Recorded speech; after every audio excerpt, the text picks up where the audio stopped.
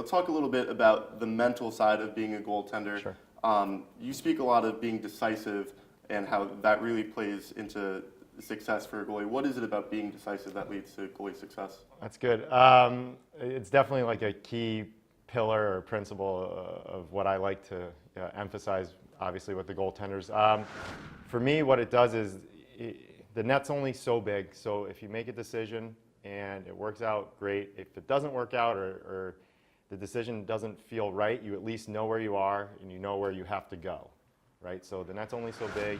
All right, if I make a decision here, I'm covering this much net, okay, the play moves or it doesn't happen the way I thought it was going to, I know what net I need to cover. Mm-hmm. And also, you can't be in two places at once. So if you're indecisive, your save selection or your positioning opens up.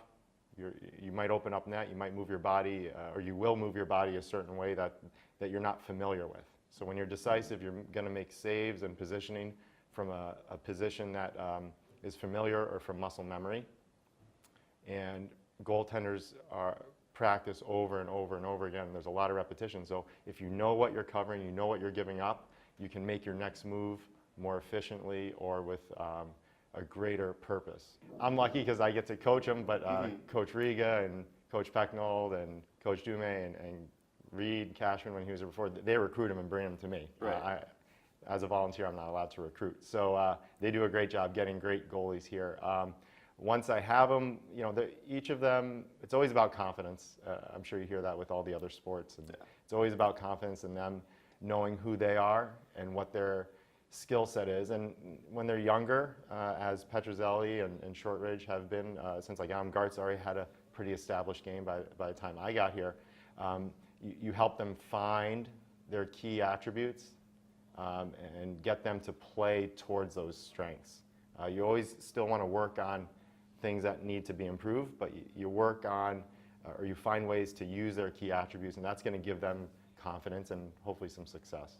All right, great. Well, let's break down some of these plays. We'll start with the sophomore, Andrew Shortridge, who's seen 5 games this year. Here's his stats.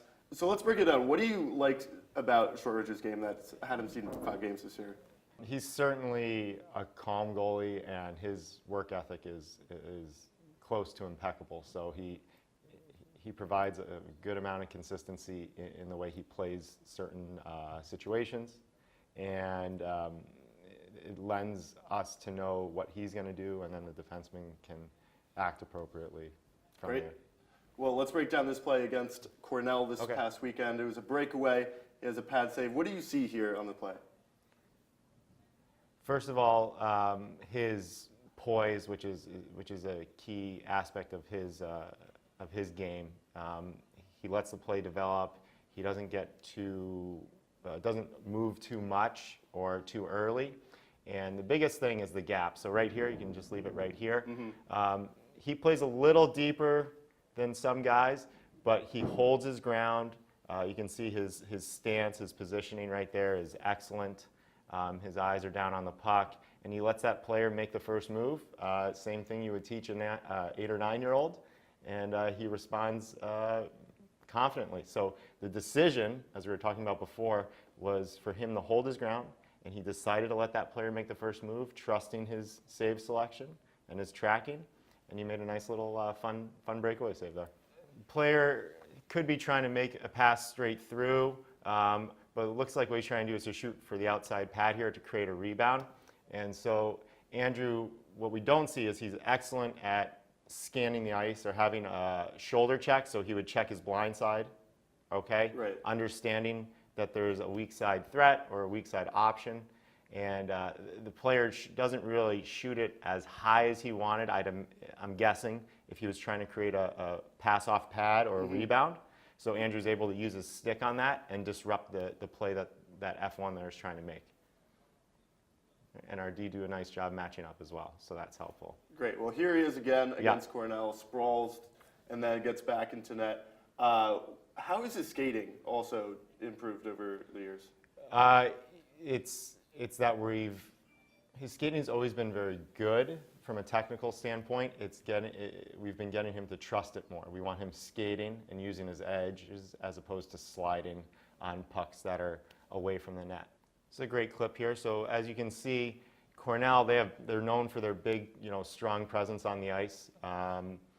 Assistant coaches did a great job getting the pre-scout, knowing that they're going to take net jams and a lot of plays towards the net. So this is the strength of Andrew's game, is his post play, we'd call it. Right now, he's in a reverse VH, which is the post pad is down on the ice and the back pad is up. This provides good vision down to the ice. His stick here is perpendicular to the goal line. So what happens here, by having his stick perpendicular to the goal line and being decisive, holding the post, it forces this player towards the front of the net. He doesn't give him access for a cheap goal, short side. And his eyes stay down on the puck all the way around towards the top of the net, and he knows where the other post is, and he makes that play first off the post, staying with him in the middle, and then a final play back towards the post, and then competing or recovering on the loose puck. And you said you want your goalies to be skating for as long as possible. Why is that compared to going down to their pads? Well, you just have a lot more control. You can change directions sooner with greater ease, and with less momentum, you can arrive on time and set. And if your feet are set, you have a much better chance of making a save. A play like this, he's going to be down because the puck is so close to the net. There he goes, finding that puck and gets back in that same position. And Tanner makes a great block there, too. All right, so here he is again. It looks like 3-on-1 against Shortridge. Yeah. I'll play it out, and then we can talk about it. Sure. So there he is. The rebound goes, and it looks like the Cornell forward just seems to miss the rebound. Yeah. What do you think might have been improved here? I know it's a tough on a 3-on-1. Yeah. But what do you see, and what type of mode do you go in as a goalie in this? So first things first, he has to take care of his half of the net. Okay, so his half of the net, obviously the side that the puck is on. So right here on the dot, he's holding his edges through the release. We can see how patient he is. That puck is not off the stick blade yet. He's still holding his edges. So with how much time this player had, he's going to have to really kind of lock in on F1 here or take care of his half of the net. What ends up happening is it hits the boot break, so the pad comes down and then out on top of the skate. We call that the boot break. And he doesn't quite, ideally, he gets his stick on this, and it creates a rebound that goes across the net in the air, right? So if it's going across the net in the air, it's a much harder play to put it in the net versus one on the ice. So we catch a little break here that it might skip or it comes off very fast, and the player over there is not able to connect on it. Here it is. We got a good angle of what Shortridge sees on this, where he gets the blocker up to save. So let me replay that. That's nice. Looks like the Cornell player is able to beat Fortunato here for the puck, and then he's kind of left alone. So what do you see on that? So first, we see him hold the post. He's decisive, and then when he leaves, he's decisive, knowing exactly what he has covered. So we were talking about that earlier. He takes away the short side, or he takes away the strong post, and when he leaves, he goes to the middle, so he knows where he is in the net. And when that player shoots, he knows how far away that blocker save is. If he's indecisive and he's leaning, first the player could have finished on the short side, which would have been a bad goal. Or if the player carries it, when you get ahead of the puck, you don't exactly know where you are in relationship to the net sometimes, or oftentimes. Okay. So by being decisive, he waits, his muscle memory takes over, he goes to the middle with the puck, and when that puck is shot, goalies practice shots from the middle all the time. He's able to make them save off of muscle memory and tracking. Well, we just looked at Shortridge. Now let's take a look at Petrocelli, the freshman. He's played in 2 games so far. He's the second highest draft pick to come out of Quinnipiac. Really highly touted. What do you think it is that has his name so well known? Well, he obviously, from a scouting standpoint, his height stands out. And then the fact that he's had some very good years leading up to coming here. He did very well at the U18 level. Then he went to the USHL, which is the highest level of junior hockey in the U.S., and he had a great year there. He was, I believe, USA Hockey Goaltender of the Year. He played on the USA Hockey Ivan Holinka team, which is a very, very well-scouted event prior to the draft. So for many reasons, pedigree and the fact that he makes a lot of saves and his size all help. And what's it like working with him on a daily basis? It's been great. I mean, every goalie that we've had here, I've enjoyed working with. Keith is no exception, and it's different having a goalie that size. How so? It lends to thinking about how he plays traffic differently, and some plays around the net differently, and thinking about how he skates. But that's going to be consistent with any goalie. If I had a guy who's 5'10", 5'11", whatever, we're going to try and do what's best for him. All right, well, let's break down some of his plays. Sure. We'll start in Northeastern, where he faced a ton of shots. Yeah. Here is great glove save. You can play it back again and break down what you see. So we're going to see him go into that short side post, and this play is really fairly similar to the one that we saw from Shortridge, where he makes a short side seal and then a save off the blockers, off his blocker. So Keith seals the blocker post, which is a strong post here, or short side post, and then he just keeps his eyes connected to that puck. Right there, great freeze right there. You see his eyes tracking that puck up, and he's able to make a save. Now, eventually, when he leaves this post, we're going to see both knees come down, and this save will look less flashy, so you might not be able to use this next time, but it'll be a little more calm. But overall, at the end of the day, he made the save. So a lot of good things going on there. We'll just try and make that look a little more routine as we go. Move on. Another play against Northeastern here. There he is. He's able to corral the rebound, hold on to it.